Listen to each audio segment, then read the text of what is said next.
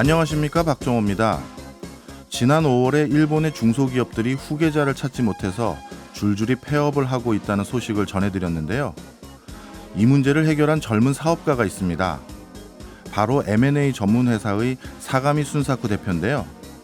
그런데 이 회사의 M&A 방식이 획기적입니다.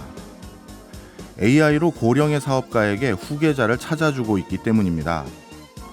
그러니까 AI 알고리즘이 업종, 기업의 위치와 규모, 실적을 고려해서 최적의 인수자를 찾아 연결해 주는데요. 반응이 아주 좋다고 합니다. 덕분에 일본 경제를 위협하고 있는 중소기업 폐업에 대한 부담도 줄었다고 하네요. 그런데 AI의 도움을 받아야 하는 상황은 우리나라도 마찬가지입니다.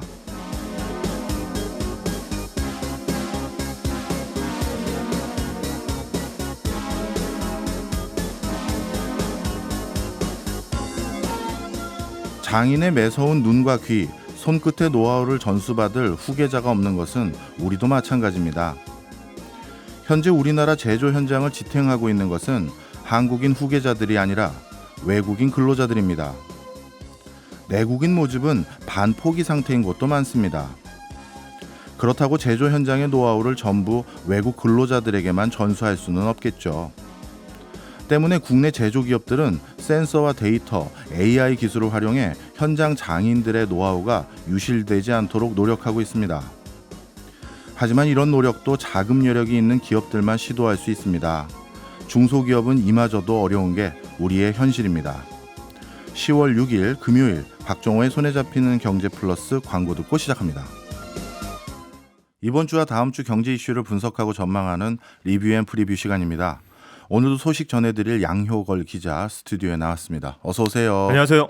네. 예, 늘 금요일마다 이렇게 꼼꼼하게 한 주간을 쭉 정리해 주셔서 감사합니다. 네. 이번 주는 미국 국채금리 뉴스가 가장 많았어요. 네, 이 미국 기준금리도 모자라서 이제 미국 국채금리까지 신경 써야 되냐, 뭐 이런 생각 하시는 분도 계실 텐데 이번 주에 미국 국채금리 추이가 상당히 상징적이었습니다. 2007년 이후 가장 높았는데요.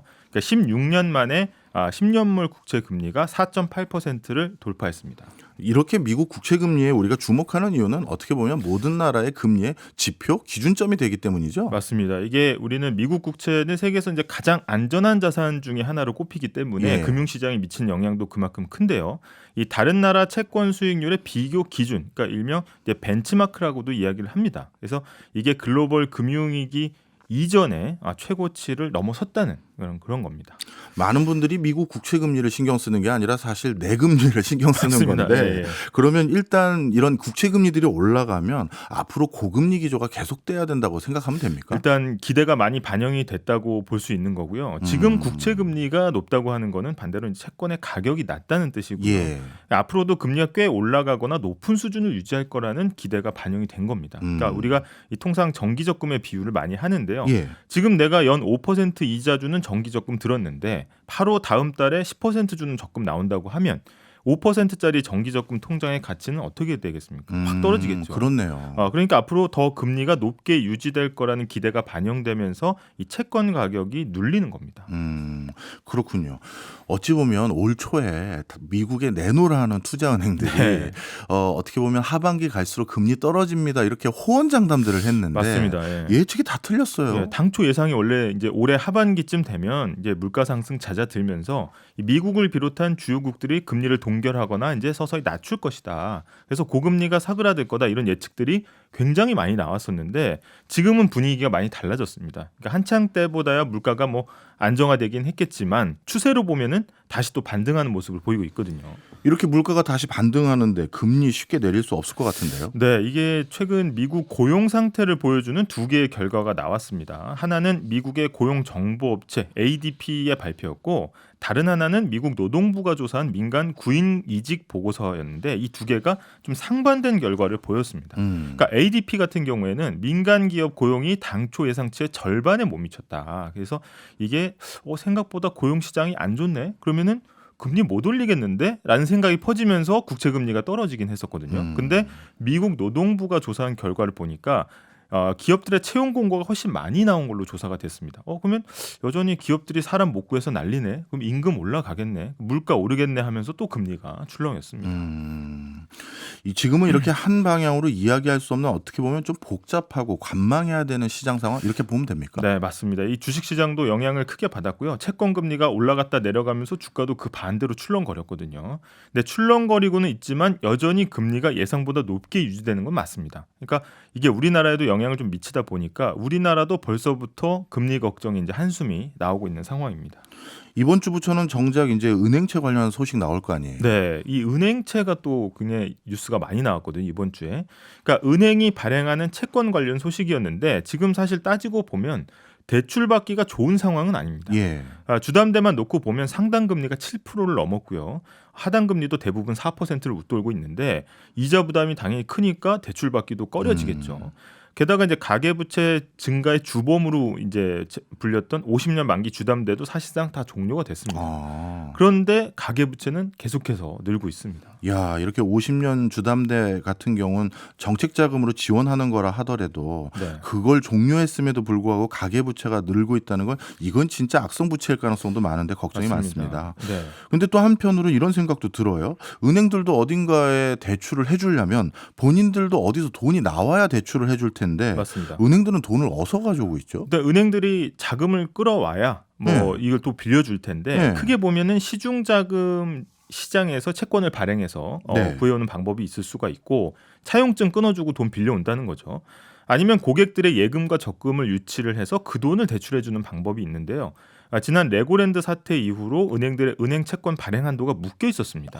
그러니까 은행들은 신용도가 상대적으로 좋잖아요. 그런데 은행들이 자금 시장에서 돈을 다 빨아가면 정작 이제 돈이 필요한 기업들이 이 회사채를 발행해서 회사를 돌려야 되는데 그 돈을 못 구한다는 이유 때문이었습니다. 아, 그렇군요. 만약에 그럼 이번에 은행 채권 한도를 풀어주게 되면 그럼 시장 상황은 어떻게 바뀌는 겁니까? 일단 지금 금융당국이 은행채 한도를 이제 풀어주기로 했습니다. 예. 과도한 수신금리 경쟁, 예금, 적금 금리를 올리는 게 결국은 대출금리 올리게 되는 거기 때문에 굳이 이거를 또 묶어놔봤자 큰 효과가 없다 이렇게 판단을 한 거고요.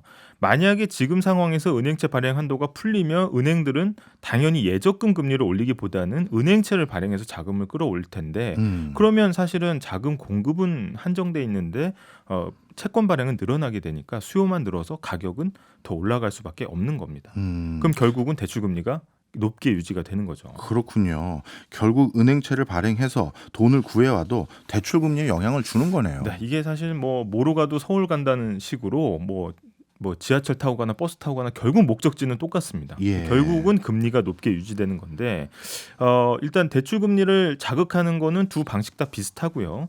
은행들이 지금 돈을 구하러 다니는 이유가 사실 지난해 말에 연 5% 예금 적금 상품이 많이 풀렸습니다. 예. 그래서 되게 인기가 뜨거웠는데 이 예금 적금의 만기가 1년이 돼서 지금 돌아오고 있거든요. 그러니까 만기 되면 고객들한테 돈을 돌려줘야 되잖아요. 근데 여기에다가 아까 말씀드린 대로 주담대 계속 나가죠. 예. 그러니까 금융당국은 경제가 불안하니까 충당금 더 쌓으라고 하고 이 건전성 비율에 대한 규제 강화하고 하니까 이 은행들의 자금 수요는 계속해서 많을 수밖에 없는 겁니다. 그렇네요. 어떻게 보면 돈 들어올 때는 한정되어 있는데 돈 나가야 될 때가 많으니까 가격은 계속 오를 수밖에 없는 거네요. 맞습니다. 이 돈의 값이라고 할 수 있는 금리는 그동안 그래서 이제 한동안 계속 높게 유지될 수밖에 없다 이런 전망들이 많이 나오고 있고 게다가 정리를 해보면 지금 상황을 그 시멘트 철근값 올라서 아파트 분양가가 오르니까 사실 더 비싸지기 전에 집을 사려는 청약들의 사람들이 몰리고 있고요. 예. 청약 당첨되면 사실 자기 돈만으로 집 사기는 어렵잖아요. 그렇죠. 그러면 은행빚 얻어다가 집 사야 되니까 결국 주담대는 또 계속 늘어날 수밖에 없습니다. 그러니까 대출 수요는 많으니까 결국 상당 기간 지금 대출 금리가 안 떨어질 거다 이런 예측으로 이제 귀결이 되는 겁니다. 시중에 우리가 적용받는 금리가 높았던 게 결국 미국도 국내도 기준금리 영향도 있지만 시장 상황 때문이었네요. 맞습니다. 이게 수급에 따라서 달라지는 거고 특히 이제 안팎을 이제 저희가 비교해 봤을 때 미국 시중금리 높게 유지되고 있고 예. 그다음에 우리도 자금 수요 많은 상황이니까 예. 어떻게든 빠져나갈 구멍 자체가 없는 거고요.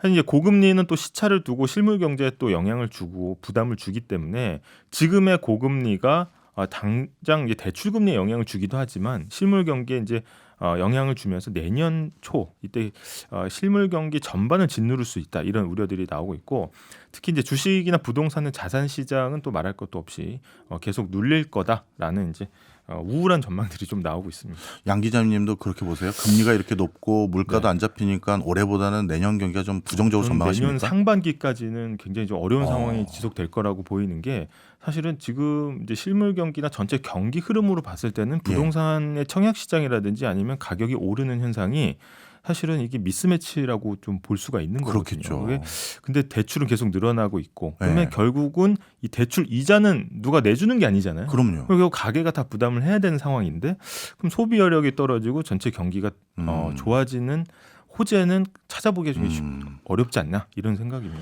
알겠습니다. 다음 소식으로 넘어가 볼게요. 추석 연휴가 끝나니까 또 물가 얘기입니다.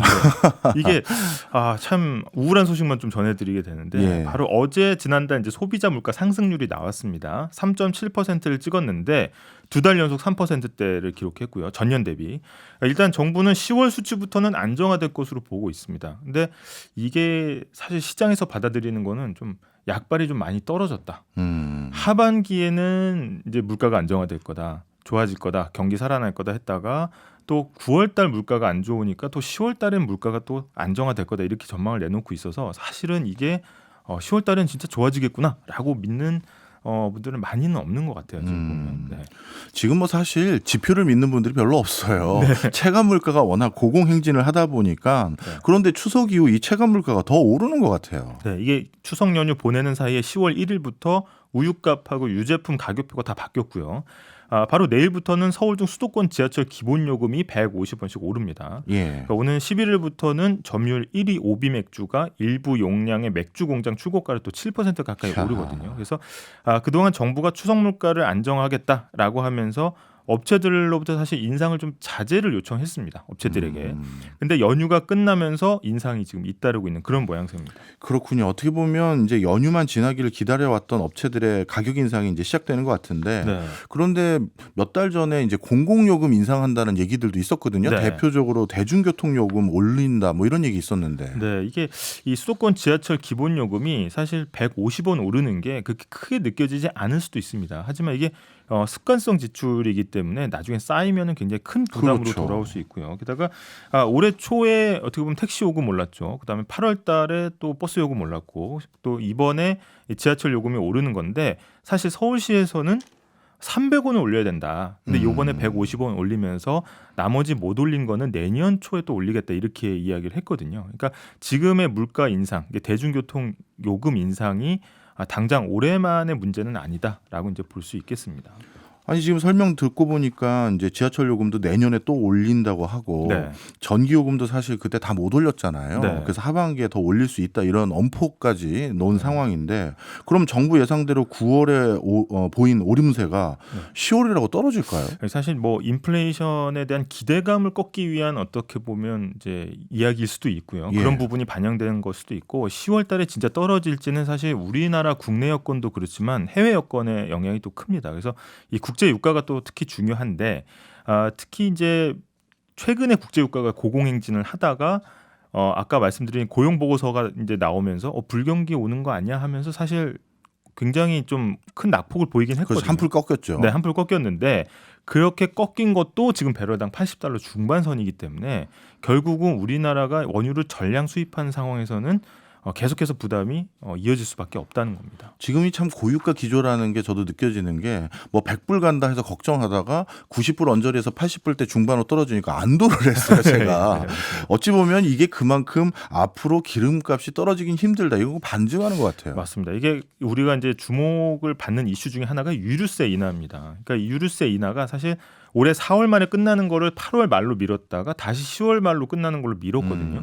그러니까 이번 달 말에 자연스럽게 종료가 되는 건데 이제 이렇게 국제 유가가 계속 오르다 보니까 어제 이제 추경호 경제부총리가 기자간담회에서 올해 연말까지 2달 추가 연장하는 방안을 적극적으로 검토를 하겠다. 네, 경제부총리가 적극적으로 검토를 하겠다는 거니까 사실상 연말까지 연장된 걸로 보이고요. 다만 이제 우리가 생각해야 되는 점은 기름값 싸져서 좋겠다라는 것도 있지만 유류세 인하가 세금 깎아주는 거니까 결국은 연말까지 역대급 세수 펑크가 더 커질 수 있다라는 그러면서 정부 입장에서는 고민이 커질 수밖에 없는 상황입니다. 아이고 그렇네요. 네. 좋은 소식이 하나도 없네요. 네. 다음 소식은 좀 좋습니까? 다음 소식은 좋은 소식은 아닌데 당장 우리나라 소식은 아니어가지고 네. 현지 시간 지난 3일에 미국 내 권력설 3위 하원 의장이 해임됐습니다. 예. 그래서 이 케빈 메카시 하원 의장인데 이 미국 내 권력서열이라는 게 따지고 보면은 대통령한테 무슨 일이 생겼을 때 대통령 자리를 누가 대신하느냐 예. 이 승계 서열이거든요. 대통령 다음에 부통령이고 부통령 다음에 부통령도 없으면 하원 의장입니다. 근데 234년 미국 의회 역사상 처음으로 해임이 됐습니다. 이게 역사상 처음이면 좀 충격이 컸겠어요. 네, 정가는 지금 뭐 워싱턴 정가는 이제 충격에 빠졌고 사실 우리가 경제적으로 주목해봐야 되는 건 이제 미국 셧다운 가능성인데. 셧다운이라는 거는 사실 이제 연방 정부가 예산안이 통과가 안 되면서 월급을 못 주니까 연방 정부의 기능 자체가 마비되는 초유의 사태인데 네. 이거 자체가 사실은 실질적으로 발생할 가능성 그렇게 높진 않지만 하지만 이게 계속해서 셧다운 가능성이 주식시장에 영향을 미치고 불안해질 수 있는 거거든요. 네. 지금은 사실 연방 정부는 회계연도가 10월부터 시작이 됩니다. 그래서 만약에 이게 임시 예산안이 지금 통과돼서 11월 17일까지는 막아놨는데 네. 지금 이렇게 하원 의장이 해임되면서 정국이 다시 얼어붙으면 결국 11월 중순에는 이거 통과 못 시켜서 셧다운 시대 들어가는 거 아니냐 이런 우려들이 이제 나오고 있는 거죠. 만약에 실제 셧다운에 들어가면 세계 경제는 어떤 식으로 파장이 있나요? 일단 아까 미국 국채 금리 말씀드리긴 했지만은 이게 미국의 전체 국가 신용도에 영향을 미치게 됩니다. 그래서 이게 신용도가 만약에 강등이 되거나 했을 경우에는 당연히 미국 국채 발행 주체인 미국 정부의 신용도가 떨어진 거니까 금리를 더 높게 줘야 사실 자금 조달이 가능하겠죠. 그래서 이런 것들이 또 고금리로 연결되는 상황이라고 볼 수 있겠습니다. 근데 이게 좀 특이합니다. 사실 우리나라 예산 통과도 예산 통과 마지막 날 법정으로 정해진 거 넘기고 한 적도 꽤 있거든요. 네. 근데 우리나라는 뭐 셧다운 이런 얘기 없잖아요. 이거는 사실 우리나라 법제도가 예. 좀 다르기 때문인데 우리는 예산안 합의가 안 되더라도 꼭 써야 하는 예산은 전년도에 준해서 집행할 수가 있습니다. 그래서 헌법 제54조 3항에 따라서 준 예산을 편성하거든요. 그러니까 한마디로 미국은 매년 업데이트를 해줘야 되는 수동 업데이트고 우리는 기본적으로 수동 업데이트긴 하지만 기한 지나면 일단 자동으로는 업데이트 되는 그런 시스템이다. 이렇게 볼 수 있겠습니다. 시스템이 달랐군요. 네. 이번에는 다음 주 경제 일정 한번 살펴봐 주세요. 네, 다음 주 10일부터는 국회 국정감사가 시작됩니다. 그래서 여러 분야별로 이제 상임위원회 중심으로 이제 시작이 되는데 일단 지금 이슈가 될 것으로 보이는 게 이제 재정 건전성 문제. 그렇죠. 세수 펑크. 그러면 재정 준칙을 이걸 뭐 지켜야 되냐 말아야 되냐 이런 논란 예상되고 가상자산 이해 충돌, 그다음에 한전 적자 구조 해소 이거 어떻게 할 거냐 이런 문제가 뜨거운 공방이 예상이 됩니다. 야, 뭐 하나도 쉬운 문제가 네. 없네요. 하나도 없습니다. 지금 쉬운 예. 문제가. 또 다른 일정들이 있나요? 일단 다음 주 11일부터 공공운수 노조가 대규모 파업에 이제 들어갈 것으로 보이는데요. 참여 예상 인력이 한 2만 5천 명 정도 되고요.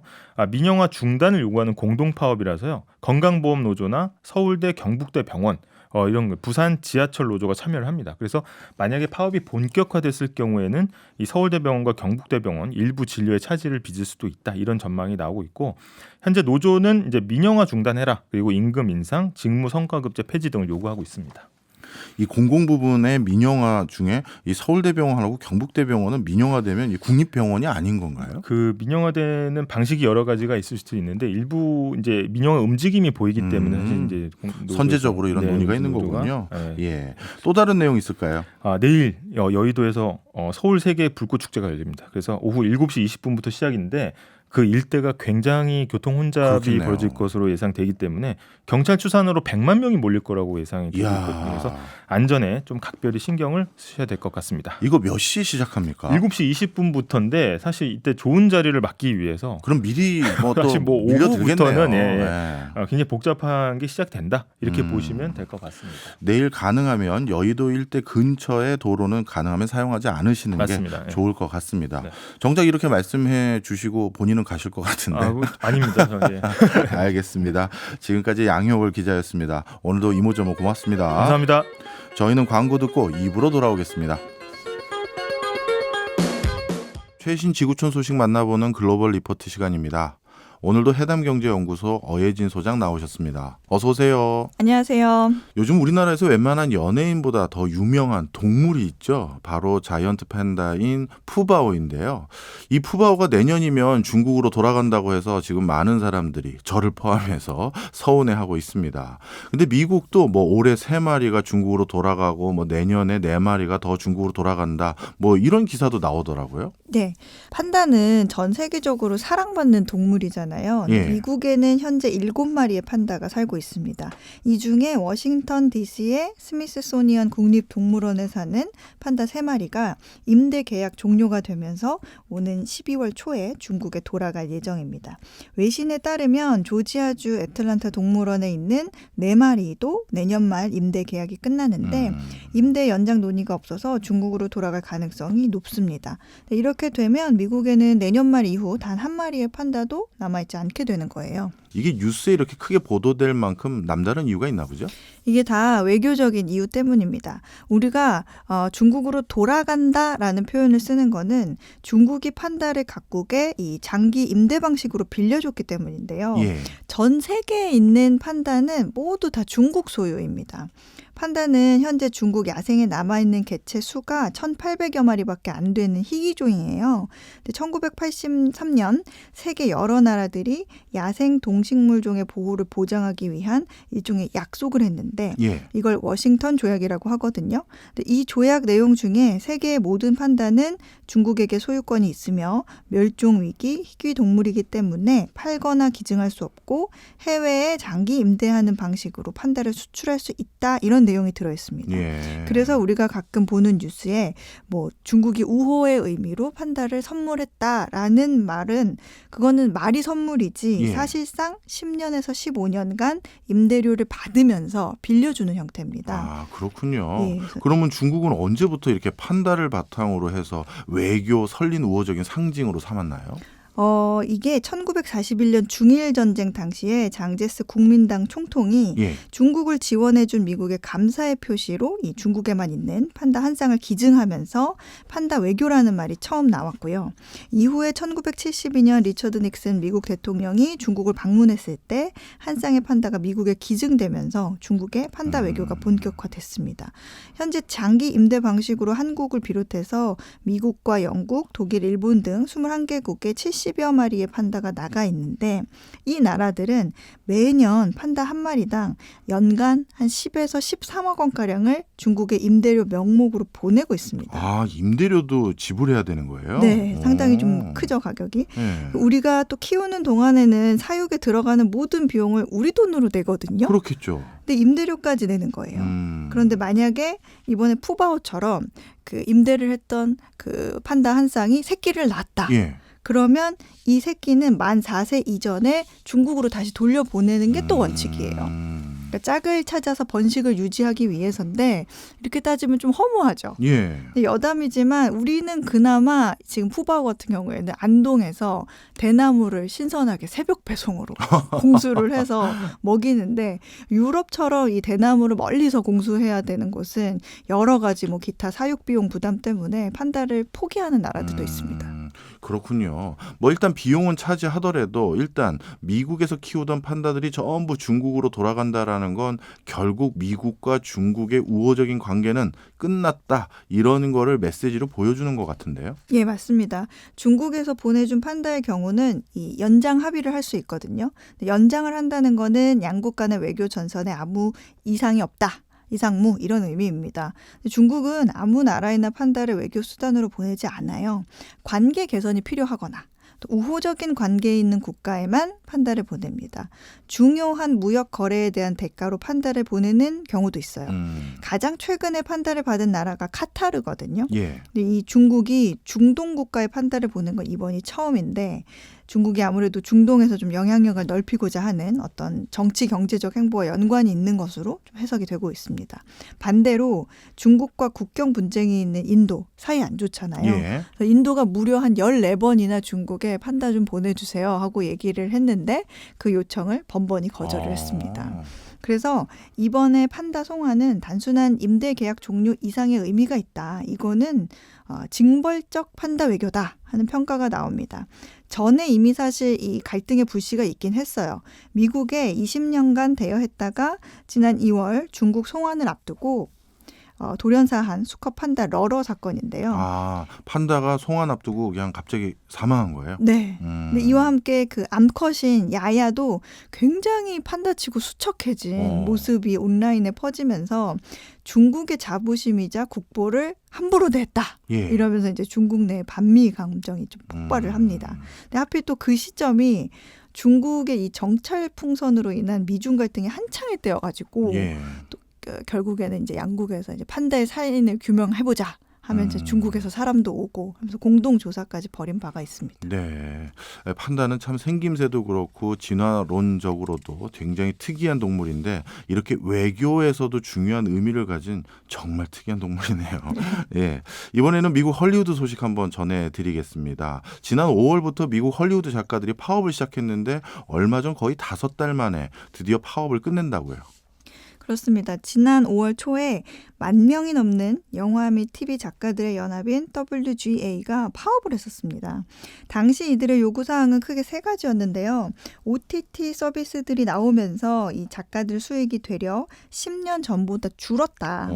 그러니까 임금, 저작권료를 올리고 또 작가실 환경도 좀 개선해주고 그리고 이 챗 GPT 같은 AI로부터 이 작가를 보호하는 가이드라인을 만들어달라 이런 거였습니다. 예. 요즘 영화나 시리즈물들이 이제 쏟아져 나오는 세상이잖아요. 그런데 오히려 작가 수익이 줄었다는 거는 재방료가 사라졌기 때문에 그렇습니다. 예. 이 작가들은 작품이 재방송될 때마다 추가로 급여를 받는데 과거에 TV로 송출되던 시절에야 뭐 본방, 재방, 3방 이렇게 있었잖아요. 그렇죠. 근데 요즘 같이 이렇게 넷플릭스나 뭐 디즈니 플러스 같은 OTT에서 스트리밍 서비스 위주로 플랫폼이 이제 바뀌면서 재방송이라는 개념이 사라진 거예요. 그렇네요. 그래서 이 조회수 증가 기여도에 따라서 그러면 일정 비율로 좀 돈을 더 달라 이렇게 요청을 했었는데 제작사들이 이 조회수를 공개해야 되니까 그거는 영업 기밀이다 하면서 거부를 했었습니다. 작품 수가 많아지면서 경쟁도 좀 치열해지고 노동 시간도 늘고 마감 시간마저도 촉박해졌는데 오히려 이 제작사들은 작가 수를 줄이거나 비용을 줄이거나 작가실을 없애기도 합니다. 또 사실 이번 파업에서 가장 핵심은 AI에 대한 가이드라인 문제였습니다. 예. 이 작가 연합을 쫓아서 한 2달 뒤에 그 배우 연합도 파업에 나섰거든요. 근데 모두가 이 AI를 통해서 자신들의 자리가 대체될 수 있다는 위기에 대한 어떤 대책을 마련해 달라 이런 요구가 있었던 겁니다. 네. 어떻게 합의점을 찾고 있나요? 일단은 보도된 바로는 임금 문제는 올해 즉시 5% 인상, 예. 내년에는 4%, 내후년에는 3.5% 인상으로 합의를 봤고요. 이제 재방송 급여가 사라진 문제는 OTT 그 국내 가입자, 미국 내 가입자의 20% 이상이 시청하는 경우에는 작가에게 50%의 보너스를 지급한다. 이런 내용도 포함이 됐습니다. 이제 가장 핵심인 AI와 관련해서는 네. AI 사용을 금지하지는 않았어요. 그래요. 제작자 쪽도 그렇고 작가연합 쪽도 그렇고 AI가 중요한 거라는 거는 모두 다 인정을 했어요.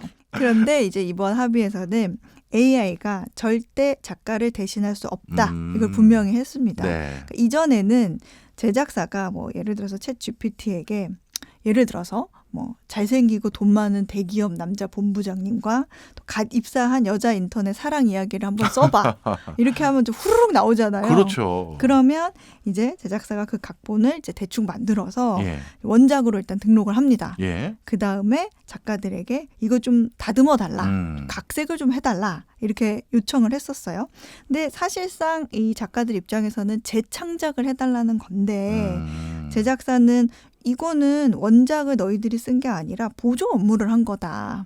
그러면서 임금을 줄여서 줬거든요. 그렇군요. 그런데 이제는 그런 상황에서의 각색도 작가의 독창적인 각본으로 인정하기로 했어요. 예. 거꾸로 또 AI가 작가의 대본을 편집해서 사용할 수도 없고요. AI를 이제 학습시킬 때 작가의 창작물을 이용하는 것도 좀 제한이 됐습니다.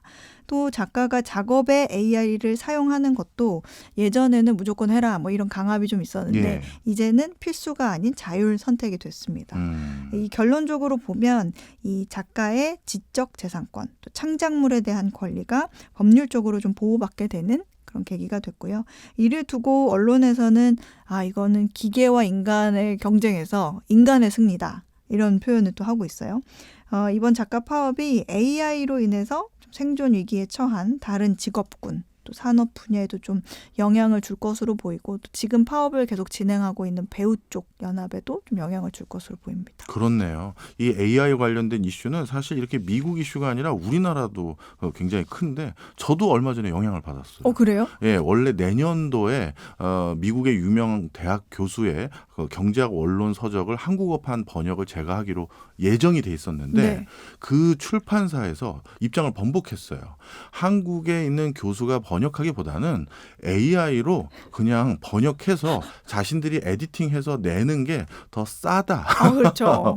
그래서 제가 취소됐어요. 근데 시간도 정말 빨리 걸린다고. 그렇죠. 제가 있으면 뭐 한 몇 달 막 낑낑 됐겠죠. 야, 이게 남의 나라 얘기가 이제 아니네요. 예. 이번에는 아일랜드로 한번 가보겠습니다. 아일랜드가 기업들에게 거둔 법인세가 너무 많아서 정부 금고가 넘쳐난다는 얘기가 들려요. 네, 이 아일랜드 하면 미국의 빅테크 기업들의 본사가 있는 곳으로 잘 알려져 있죠. 아일랜드는 20년 전에 법인세율을 당시 40%에서 12.5%로 인하를 하면서 외국인 직접 투자 유지 정책에 박차를 가했습니다. 그래서 국내 경제 해결책으로 삼는데 2008 글로벌 경제 위기 이후에 본격적으로 구글, 애플, 메타, 아마존, 화이자 같은 어떤 세계적인 기업들이 본사를 이전하고 아일랜드에서 사업장을 넓히기 시작합니다.